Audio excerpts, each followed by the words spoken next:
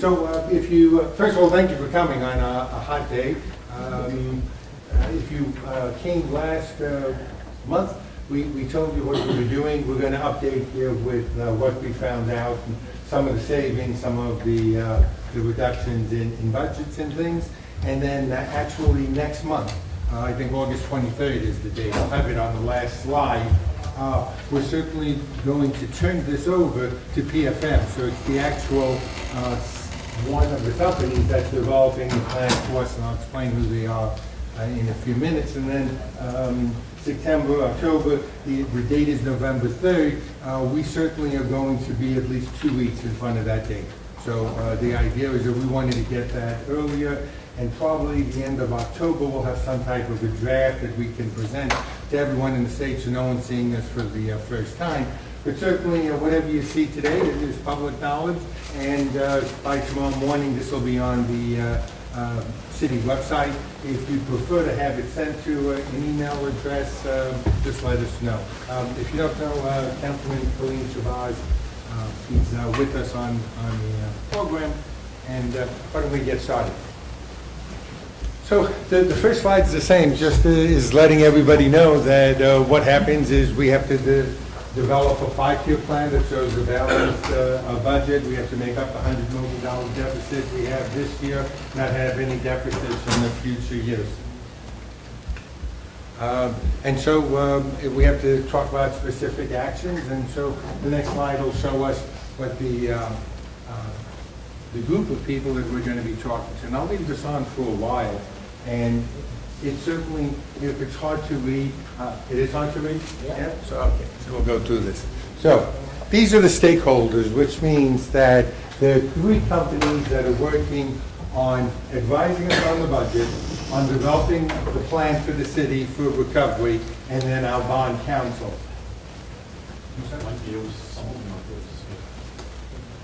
Better? No, it's not going to make it. I'm going to read it. Yeah. So what I'll do is, what we're trying to be is pretty inclusive to groups of people that have something to do with the budget. So they either produce the income, they're costing us money, or they may have suggestions on how we can save money, or their shared service. So I'll just go through it. And by the way, at the end of the meeting, if you think there are other groups or individuals, we'll be happy. But these are all the stakeholders we're going to be talking to. A lot of them we've spoken to already. So City Council, the ACMUA, the MBCA, the CRDA, the NAACP local chapter, ACDEFCO, SJTA, the South Jersey Chamber of Commerce, the Great Atlantic City Chamber of Commerce, the presidents of each of our civic associations, each of the presidents of unions representing Atlantic City employees, Fellowship of Churches, the Casino Association, our Board of Education, our library, State Senator Sweeney, and the Assembly Speaker Vincent Prieto, Howard Kyle representing the county, along with Jerry Del Wasso, and Marge Schlott, who's the county tax administrator, Ernest Corsi, our freeholder, and Frank Formica, who's the freeholder director,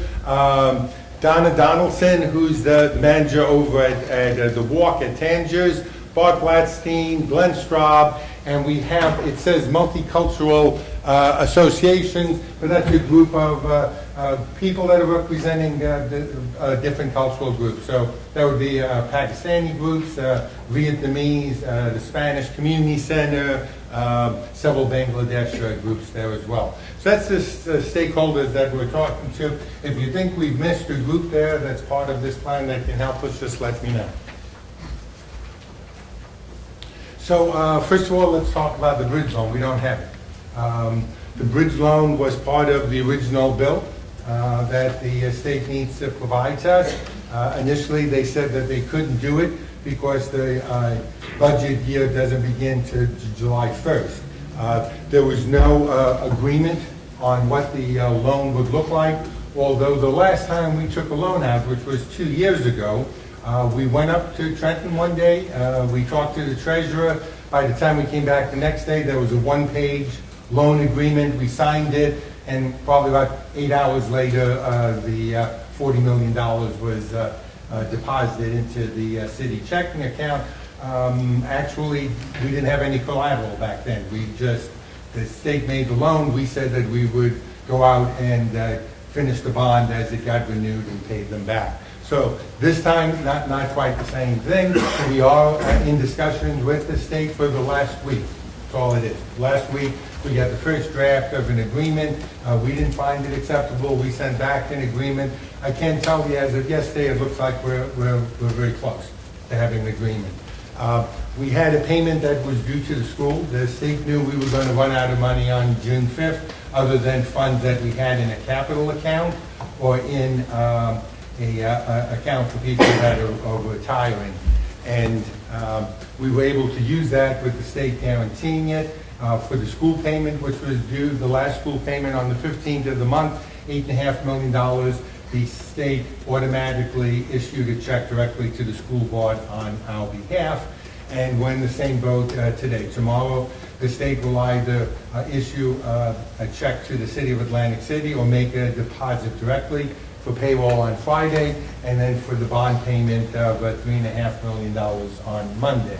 If we have an agreement that's acceptable before then we'll have a loan agreement, which basically we would borrow down against. So the reason for the loan agreement, to remind everybody, is there's $30 million that the casinos are paying the city for last year from the Atlantic City Alliance, and $30 million this year. Gets us up to $60 million, and $18.5 million is what we currently are analyzing with CRDA as the money from the IATs that will be coming to the city. So it's $78 million from casinos, but we haven't received those funds yet. And we don't get to receive them until after we put in the plan, and the commissioner, the DCA commissioner, either accepts it or rejects it. Either way, at that point, when he speaks, then the money's transferred to the state and then to the city, provided we're following the plan that the state has accepted. So we need the $74 million because the money's being withheld from the casinos, but it also means that that's the collateral. So it's a pretty clean deal for the state. $74 million guaranteed. We can't tell them we're not going to pay the money back because it goes directly from the casino to the state. So they'll just take the $74 million and send us whatever is left from it. Just going through again, we had this slide. It didn't change from last time. So just to refresh your memory, in 2015, last year our budget was $262 million, and this year the projected budget, that's still not approved, because it still goes to City Council, still goes officially to the state of New Jersey, to the local finance board, who has to approve the budget, and it's set at $239 million. So it's $23 million less than it was last year, and that's how it's broken down. We know what we're getting in property tax, we know other income, we know ComTra is locked in, we know energy receipts are locked in, we know the ACA funding is locked in. The IATs, initially, the state monitor told us to put $10 million in our budget, and that's what's there. Since that time, as they've reviewed CRDA's books, they said that that $10 million is really $18.5 million. So there should be $8.5 million there, and then transitional aid, we still don't know. We got $13.5 million last year from the state. We requested with the monitor that's not with us anymore, $40 million from the state. If the 10 stays for IATs, we need about $28 million to balance it. If the $8.5 million comes in, $8.5 million comes out of that. But we still don't know the budget, because we still don't know what the transitional aid is, because the governor pulled it for all of the cities. So none of the cities that are in transitional aid know what that budget's going to be until he has some other things that he wants done with the unions in Trenton that work for the state. From the last meeting, let's tell you what we did. Northwest NW Financial has been retained as our financial advisors. It's a large firm, it's well known. They work with cities, with school boards, with other public entities, and they develop financial analysis and budget recommendations. And PFM is the firm that has been engaged to support the recovery plan development. And PFM has worked on a number of cities. So these are all cities that were distressed financially that they've been able to turn around. I just listed 4 of them, but if you go on the website, you'll see. But Baltimore, Philadelphia, Providence, and Miami are 4 of the big cities that they helped turn around. Obviously, the one I'm sure we're all familiar with is Philadelphia during Mayor Rendell's term, but not unlike Atlantic City, $100 million in debt, $100 million shortfall, $200 million in debt, and found a way to help turn it around. Please go back one more, I'm sorry. There was one thing I missed on that. And so really what we're asking the PFM team to do is to put together this 5-year budget. So it's a 5-year budget, it's not just for 17, it's for 5 years that shows that it's balanced without tax increases, and we'll go through that in another minute. Thanks. And then bond counsel, we've been able to retain McManaman, Scotland, and Baumann. Another large firm, very well versed in doing bonds. And this is the first big chunk now that I can tell you of funds that we're able to deal with. So we're talking about right now in this slide, the $240 million that we currently have as debt. We're going to be able to retire $60 million of that money in 2017 and 2018. By retiring that $60 million, it's going to reduce our cost each year, the taxpayer cost, by $8 million. And then McManaman Scotland is working on a restructuring of debt. As they do that restructuring, what their goal is saving an additional $8 million starting in 2017. So $16 million of additional reduction in actual cost that we have for the city, so that the debt payment now, which is $38 million, would be reduced to $22 million on an annual basis, or $16 million in savings. Regarding tax appeal, in this particular case, it's really the state. Unless we get some windfall for Beta Field, that someone's going to come along and buy, all the people that said that they're going to buy Beta Field will have the opportunity. On August 4th, we open up all those sealed bids, and if there's someone that has a good price, we're going to bring the city council, and of course it has to be approved by the state of New Jersey. That ends most of our problems there. Having said that that's not going to happen and things, what we're doing is working with the state, because we really need the state to back us up on providing some type of bond with Borgata, figure out what dollar value the Borgata will settle on, because the interest keeps on growing on the tax appeals that we have with them. I can't report anything more on this. It's the state of New Jersey, the city of Atlantic City. We go back before the court again on August 3rd. MUA. So we have the same goal for MUA that we've had for about a year and a half, and that is we want them to bring in additional income for this city. And we think that it's very reasonable for them to bring in $3 or $4 million more for the city, and I'll tell you why it's important in a moment. The easiest way is if they're willing to do this on their own as an authority, then it doesn't need to be dissolved.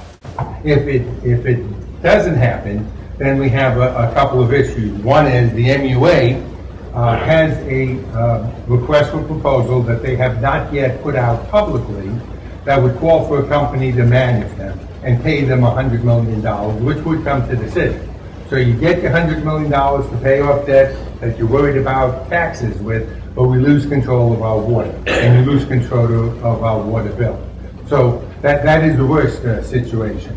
The best situation is that they can agree that the city can do a couple of things. One, that we would use our CDBG funds, our ability to get funds from the federal government, to be able to provide for infrastructure repair that the MUA needs. Right now, that alone is $3 million a year.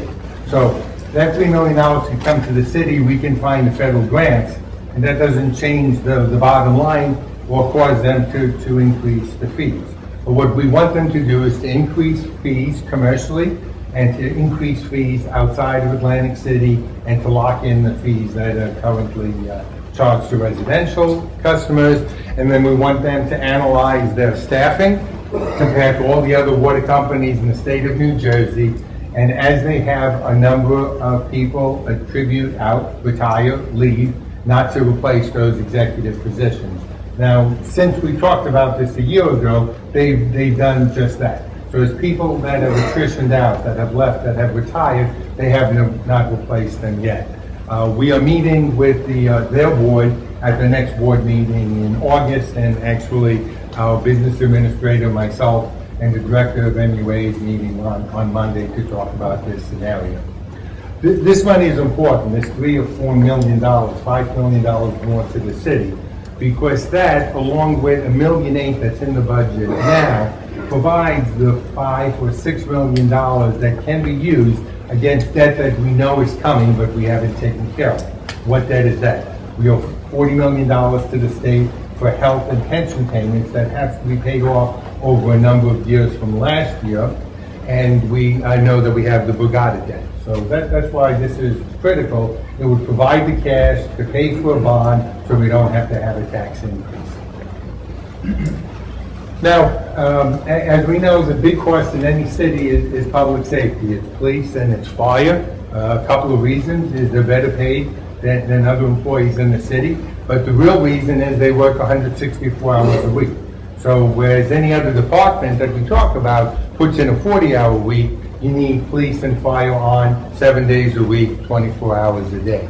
And so the cost is always much higher for police and fire, plus they're very good unions, locally, nationally, statewide, and things like that. So far, police department and fire department have been very, very cooperative. The first part of this is, I think the state will be approving their union agreement, their CBA, their collective bargaining agreement, in the next couple of weeks, and they've agreed to have the same type of CBA that the fire department settled on last year.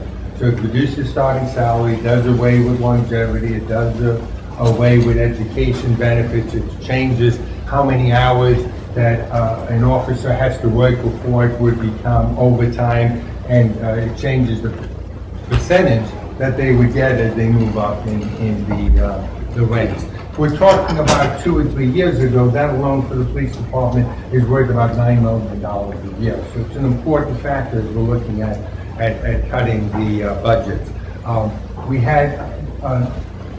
had the salaries frozen since every May of all of the employees, other than those that have a union contract that says we have to meet certain agreements. We had vacancies that occurred that we had to fill in all our departments. We filled, a supervisor at the Old Wars Memorial, deputy directors at Public Works, some of our supervisors in sanitation, among others. We didn't fill the police department positions, and we did that 2 weeks ago because the PBA had agreed that any of the promotions, so you promote officers to become sergeant, sergeant to become lieutenant, lieutenant to become captain, only where we had vacancies would do that at no increase right now. So they wouldn't be getting a raise, and they wouldn't be getting the old contract. They'll wait until the new contract, which is considerably less in salary and benefits, before it would take effect. So we made the promotions to fill in the vacancies for leadership, because we've had a very good 2.5 years with our police department in the reduction in crime, in reduction in use of force, in reduction in internal affairs complaints. And so that was an important issue for us to make sure that they have the leadership so that they are using the right amount of force and that they have the experience out there. We have in this bill the opportunity to offer early incentives to employees that have been working for 20 years to let them retire at what they would have at 25 years. It's an early out. It usually isn't allowed, but the state put it in this particular bill. It's for a short period of time. We have somewhere between 40 and 63 individual police officers that would qualify for this. The cost is not as simple as you think, because the city will have to make the health and pension payments for the 60 months while they're retired early.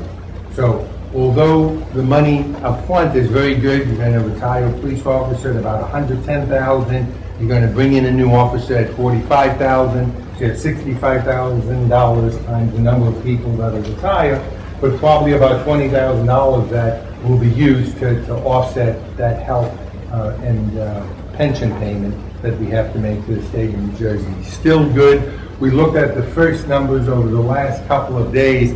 If you have somewhere around 63 positions, we're talking about $3 million or so in savings annually. So you would attrition out 40 to 60 officers. You would bring in new officers to replace them. You'd save $3 million a year on the police department. And the fire department, again, the other half of public safety that we normally talk about, right now, the fire department's contract, as every fire department has, it has a provision that's called out of title, which means that if you have any position open during the time frame that they're working, whoever has the most seniority automatically gets bumped up to the salary of the position that's open that you didn't fill. So in almost every case, because the salaries today are much less than they were 2, 5, 10 years ago, we pay more when we don't have a promotion than if we did have a promotion. As an example, Scott Evans became our fire chief a couple of weeks ago. By promoting him to fire chief, because he makes tens of thousands of dollars less than the last fire chief, he actually took $160 a week cut in pay to become the chief. Because before that, he was paid out of title for the old chief. So everything I said there has to be analyzed to make sure that's correct, and then our state monitor has to approve it. So we brought this to the new state monitor last week, had him review that, and when that happens and he agrees, and again, the state has already come up with the structure of what our fire department should look like. So if he approves that those people will go in, there'll be some savings on each of those positions based on what I just talked to you about.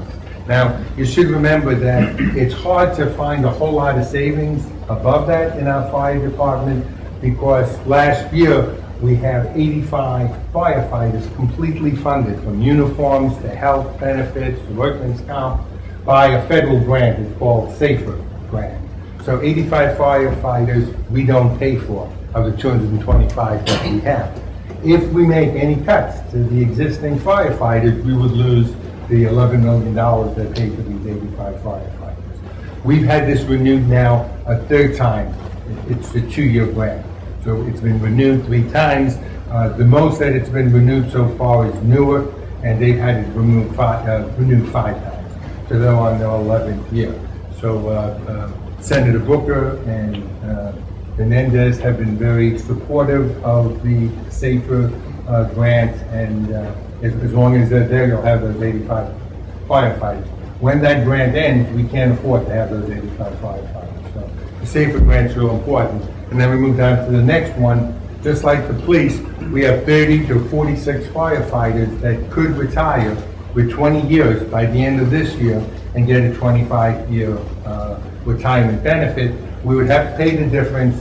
Savings is about the same, over $110,000 for a firefighter that would be retiring, $45,000 for a firefighter that would be starting, minus what we have to pay during those 60 months, those 5 years there. Next month, when we do the presentation, we'll actually have sent out information to each of the firefighters, police officers, and non-uniform employees of the city that would qualify, and we'll actually have dollars for you, so you can actually see what the savings would be and whether or not they'll consider doing a retirement and how that affects the budget. That's President Cohen. Okay, so let's talk about the workforce that we have here. As of the end of this week, we'll be down to 894 employees in the city. We started with 1,255, so we're down about 361. We are short in just about every department, so I would have a very hard time telling you that we can lay off any more people than we have right now. But there will be a fewer people working here if we go with some of the savings that may come from privatization or from shared services. So I just put this down. One is that just as we have retirements, early retirements for police and fire, there are 40 individuals that work for the city of Atlantic City that can retire early. So they'll be getting a notification too. Again, I'll have the salaries that they currently make, what the salary would be to replace them, and what the cost would be. Now, I have to tell you there's one caveat in this, and that is the state of New Jersey, the commissioner of the DCA, Division of Community Affairs, has to approve both the early retirement and give us permission to replace them. So that's the caveat that we have, and we'll have that information, as I said, next month will be a very detailed information. We had gone out to the county, if you remember, for shared services.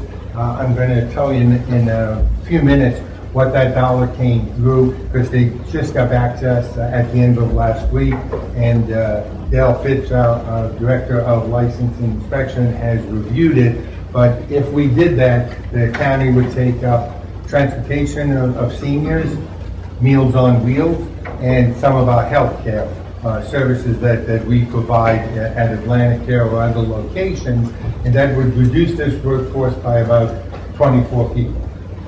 As I said last month, if we have a shared service or a private company that wants to show us how they can save money, we would ask first that they hire individuals that work for the city for their program in servicing the city. But something like shared services, the county is going to do with 12 people, and the city has 23 people doing it. I can tell you in this particular case, as of this Friday, I believe Dale told me, we have 5 people of the 24 that have either retired, transferred to another department, or left for another job. So one is they'll be offered a job with shared services. Before we do that, we would meet with the union president and the director to see if we can make cuts in-house to match what the cuts would be if we privatized it. And then finally, if they don't get a job with the company, if we agree to go ahead and privatize it, then we certainly would give them first preference for any jobs that are vacant in the city based on their seniority.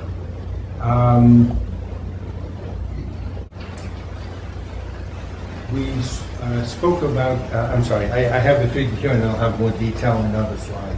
So those 3 services with the County of Atlantic would save the city $1.1 million. So that's senior transportation, Meals on Wheels, and health care.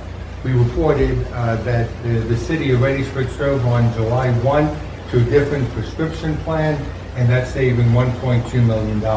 This year will only save $600,000 because we're halfway through the year.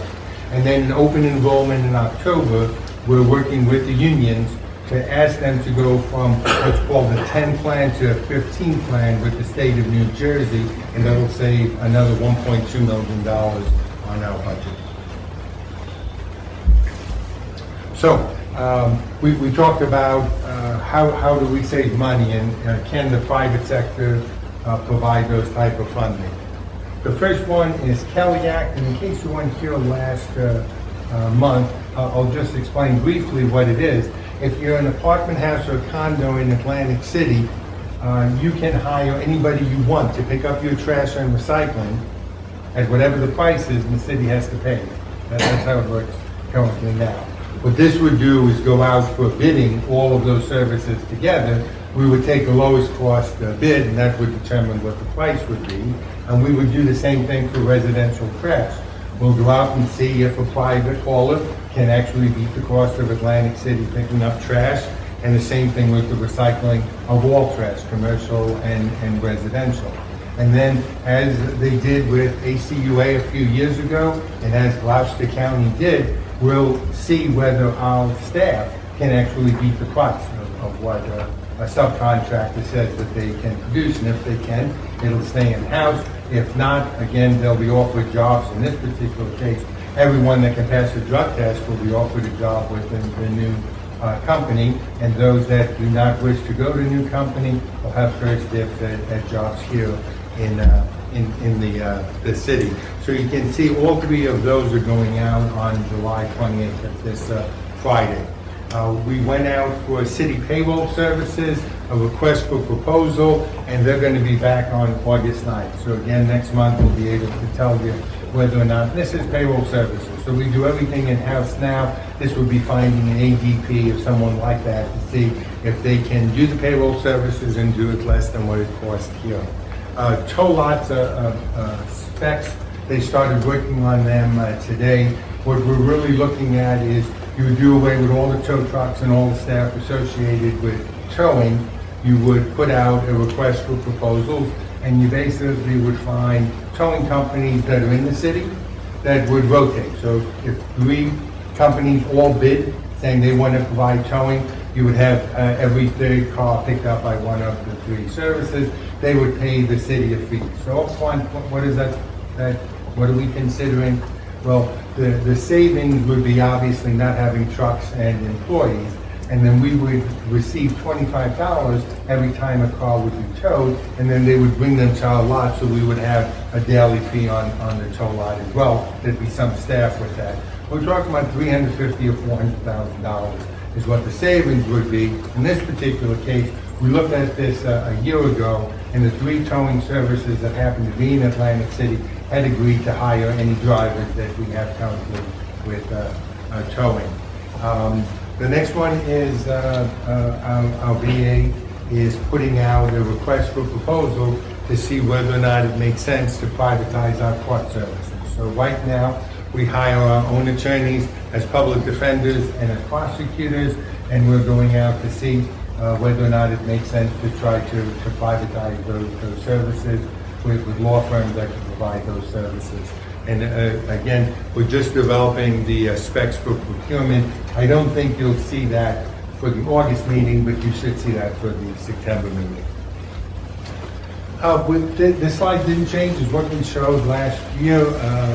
For some of you, it's angst for all of us, but it's all those additional fees. So right across the board, from construction to parking meters, fees have gone up pretty drastically because they haven't gone up for years.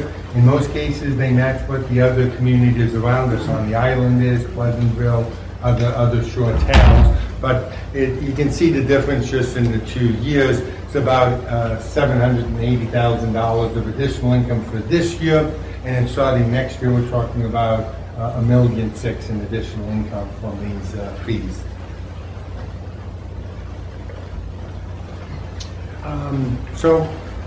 Where else do we reach out after we talk about cutting cost here? It's certainly through additional revenue.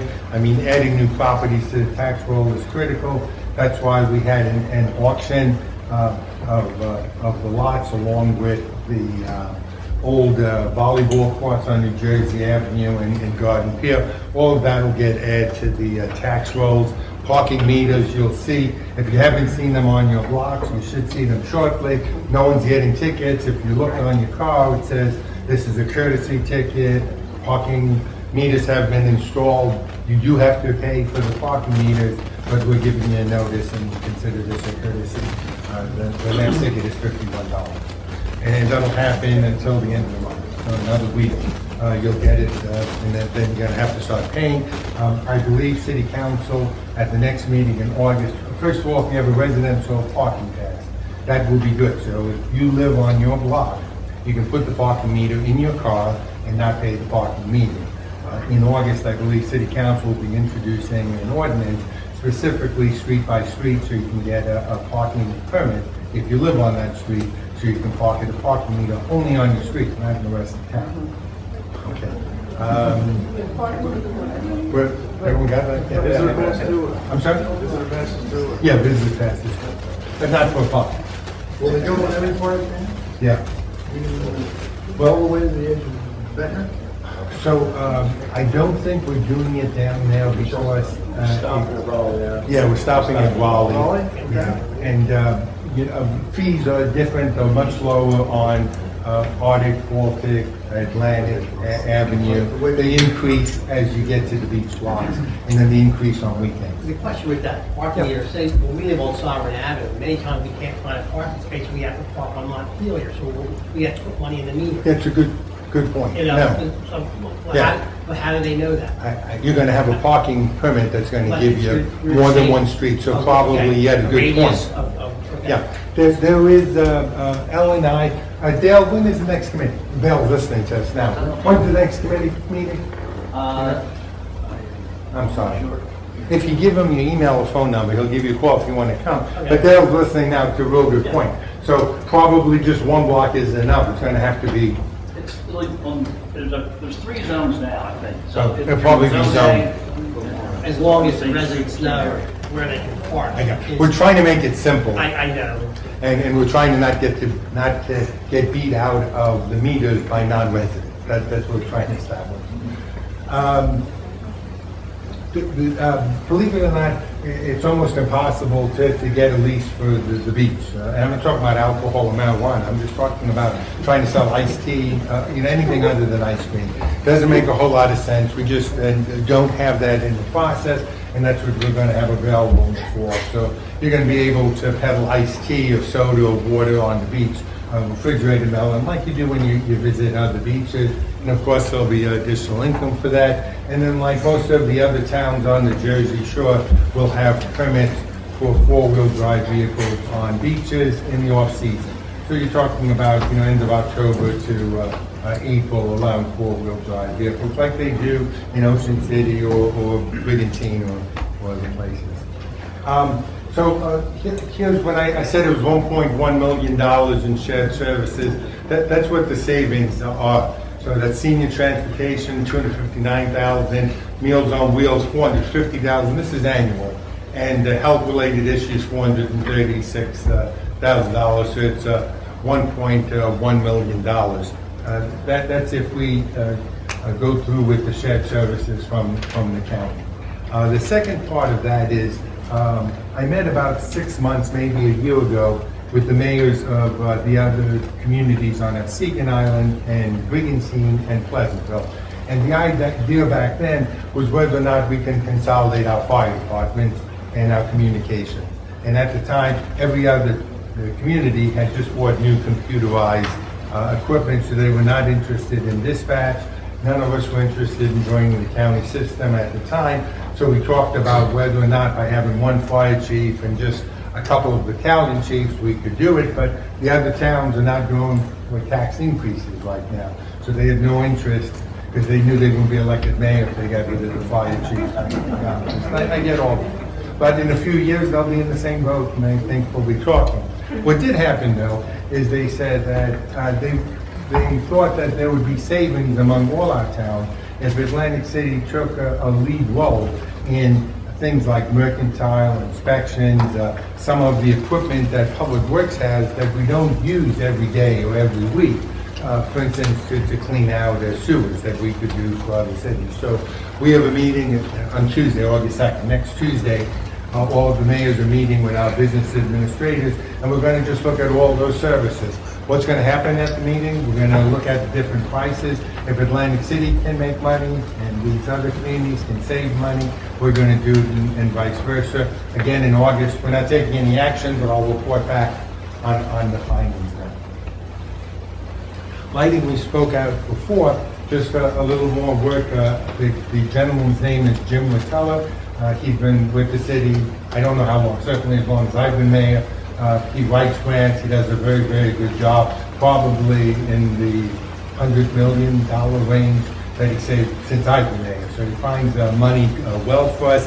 He was able to get us a $2 million grant, the only one in the state of New Jersey, to convert our street lights to LED lights.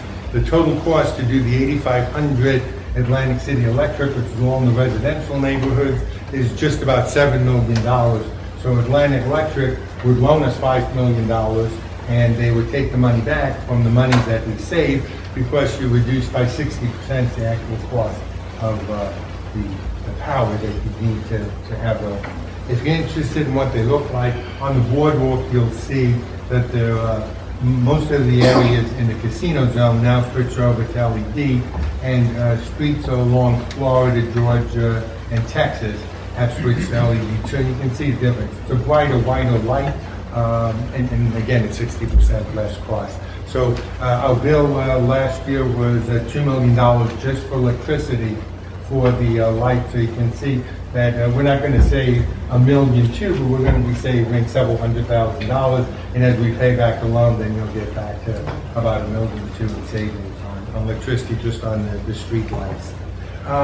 City-owned property for sale. If you've been following the paper, listening to the news, we had an auction on June 23rd, sold off vacant lots in the city. It produced $1.7 million, and then New Jersey Avenue and the boardwalk, that's that volleyball court plus Garden Pier, brought in another $5.3 million.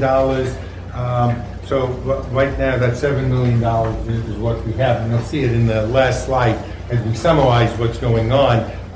We'll see whether or not there's additional revenue. On August 4th, we have sealed bids coming in for both Beta Field and for the 11 acres, which is on Riverside Drive, which is where the windmills are. So that area right there is owned by the city.